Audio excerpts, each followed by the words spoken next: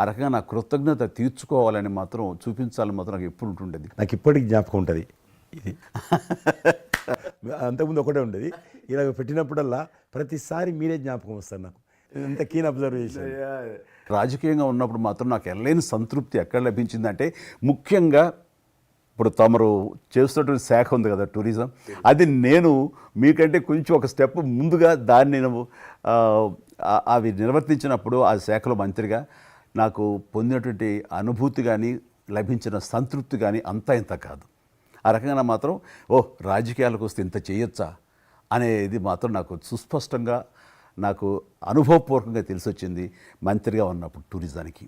అది అలా అలా వెళ్ళి ఆఖరికి ఒక కల్నరీ ఇన్స్టిట్యూట్ అనేది నాకు అవకాశం తిరుపతిలో నేను వెళ్ళాను. అద్భుతమైనటువంటి ఇన్స్టిట్యూట్ అది. అంటే క్షమించాలి, అది ఇనిషియేట్ చేసి తీసుకురావడం వరకు నేను చేసి ఇంకా ప్లానింగ్ అంతా మీరు ఉన్నప్పుడే జరిగింది. రాబట్టడానికి ఎంత కృషి చేశానంటే అంతా ఇంత కాదు, అది మనకు రాకుండా పోయే పరిస్థితులు ఉన్నాయండి. ఆ టైం లోపల ఒక మినిస్టర్నా ఒక సూపర్ స్టార్నా అన్నీ పక్కన పెట్టేసి ఆ ప్లానింగ్ కమిషన్ చైర్మన్ ఉండేవారు మౌంటిగా అహులువాలియా, ఆయన దీన్ని వద్దు, మనకి ఇది వైబుల్ కాదు, ఇది ఫీజిబుల్ కాదంటే కనుక కాదని ఆయన గుమ్మదరికి వెళ్ళిపోయి చేతులు కట్టుకుని ఇది ఓకే చేయండి సార్, దీని ఆవశ్యకత అంతా కాదు. ఇండియాలో ఉన్నటువంటి ఎన్ని రకాల స్టేట్స్ ఎన్ని రకాల కల్చర్స్ ఉన్నాయో అన్ని రకాల వంటకాలు ఉండేటటువంటి దేశం మందే. అది నేర్పించే ఒక ఇన్స్టిట్యూషను ఈ రోజున మనకి కావాలి, అదే కల్నరీ ఇన్స్టిట్యూట్. అది మనకు వచ్చింది, దాన్ని మనం నిలబెట్టుకోవాలి. ఇది గొప్ప అవకాశం, ఎంతోమందికి ఉద్యోగం ఇవ్వటమే కాదు మన కల్చర్ని కూడా మనం నిలబెట్టుకోవడం అవుతామంటూ ఆయనతో పోరాడి కన్విన్స్ చేసి ఓకే చేసి ఇక్కడ రాష్ట్ర ప్రభుత్వం ఆ రోజున ఉన్నట్టు రాష్ట్ర ప్రభుత్వం ఒప్పించి రేణుగుంటలో 15 ఎకరాల దాకా చేయించి ఇంకా పెట్టేస్తున్నాం, ఇంకా మనం స్టోన్ వేస్తున్నాం ఇక్కడ అని అనుకున్న సమయంలో ఈ రాష్ట్ర విభజన సమయంలో నేను రిజిగ్నేషన్ టెండర్ చేసి వచ్చింది. అయితే ఫైల్స్ అంతకు అన్నీ అయిపోయినాయి. దాని తర్వాత ఇమ్మీడియట్గా వచ్చిన కేంద్ర ప్రభుత్వంగా మీరు దాన్ని ఇంప్లిమెంట్ చేసి ఈరోజు రేణుగుంటలో అది మీరు చాలా అద్భుతంగా ఉన్నదండి. ఇంకా దాన్ని ఈ మధ్యలోనే 2 రోజుల క్రితం ఈ మధ్య నేను మా సెక్రటరీని పంపించాను. మళ్ళీ దాన్ని ఇంకా రిక్రూట్మెంట్ కానీ ఇంకా రీడెవలప్మెంట్ కానీ ఇంకా ఏ రకంగా డెవలప్. ఇప్పుడు ఆల్రెడీ మేము ఎస్వి యూనివర్సిటీతో టైప్ చేసుకుంటున్నాము, టీటీడీ వాళ్ళతో టైప్ చేసుకుంటున్నాము, కొన్ని స్టార్ హోటల్స్తో టైప్ చేసుకుంటున్నాము. ఆ రకంగా ఇంకా మీరు ఏదైతే ఆలోచన ఉండనో మీ ఆలోచన ప్రకారం దాన్ని ముందుకు ముందుకు తీసుకెళ్తాం. మీరు రాజకీయాలు ఉన్నా సినిమా రంగంలో ఉన్నా కూడా కల్మషం లేనటువంటి వ్యక్తి అని నేను భావిస్తాను. ఎవరిని పల్లెత్తు మాట అన్నారు, ఇంట్లో అన్నారు అనుకుంటే బయట అన్నారు అనుకుంటాను. పార్టీ పెట్టినప్పుడు కూడా ఎవరన్నా అక్కడక్కడ రాజకీయంగా అన్నా కానీ మీరు వ్యక్తిగతంగా అందరూ గౌరవిస్తారు ఈరోజు ఏ పార్టీలు ఉన్నప్పుడు కూడా. నేను అది ముందస్తుగా చూసింది మీలో కిషన్ రెడ్డి గారు.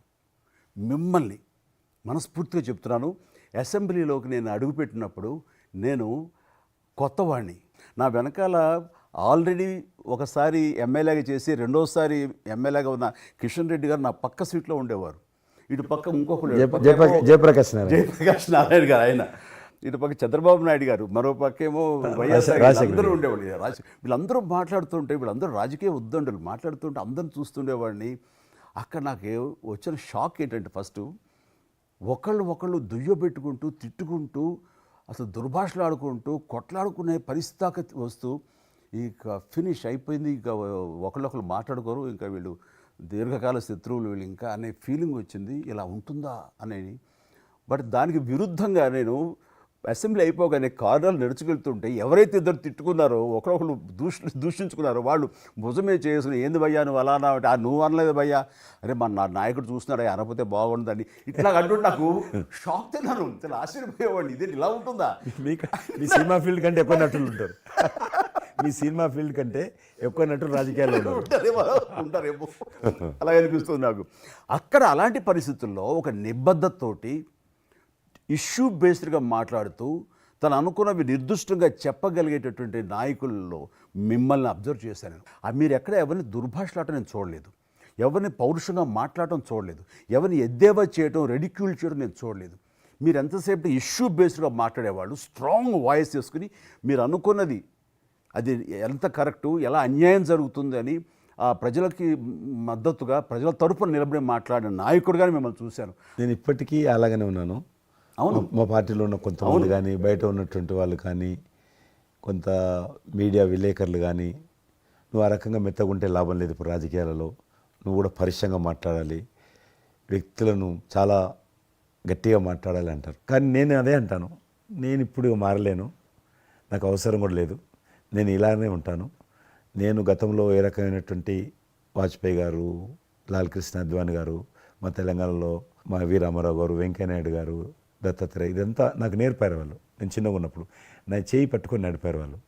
కాబట్టి నేను ఏ రోజు కూడా చిన్న పొరపాటు చేయకూడదనేటువంటి దాంట్లో ఉన్నాను. నేను ఎప్పుడన్నా రాస్తారోకో చేసేవాళ్ళం.